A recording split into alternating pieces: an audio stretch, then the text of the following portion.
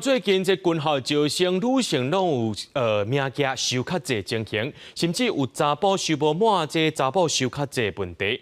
亲像这国防管理学院是查某济过查甫的，国防部长郭立雄伊就表示讲，今年这军校收的名额偏预期搁较济，不过招生呢是照成绩落去排，无分性别，也认为讲这女性的表现袂输乎查甫囡仔。标准背心靠班机采取5社的女性调员独立时段训练，为着强化后备战力，2013年开始实施女性后备教调，随女性做兵意愿提悬。最近军校招生出现女性超额征收的状况，双方这期是因为要补足军校缺额。为什么男性那现在在报名军校，那会相对于女性少这么多呢？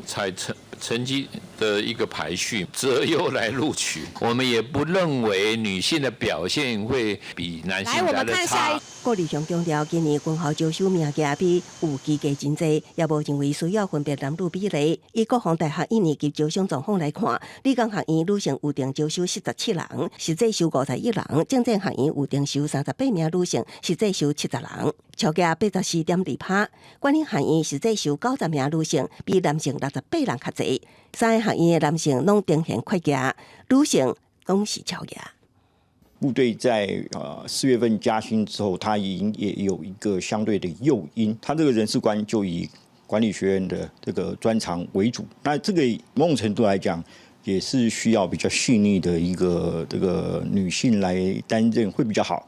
专家认为，军校招生多数以适合的专种能力为优先考量，性别影响无大。今年4月开始，提升志愿役勤务加级甲战斗部队加级，作战部队的基层官士兵，逐个月领的加级，相关会计增加2%，让原本想要报替军人改变心意。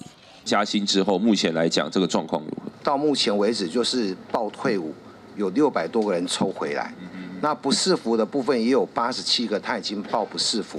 但是在加薪之后，他又把它抽回来。专家认为，鼓励青年投入军中，虽然薪水提高是主要原因，也不过将军环境、专业技术培养，加提升认同感也同款重要。国军才会当真正留住人才。公视新闻采访报道。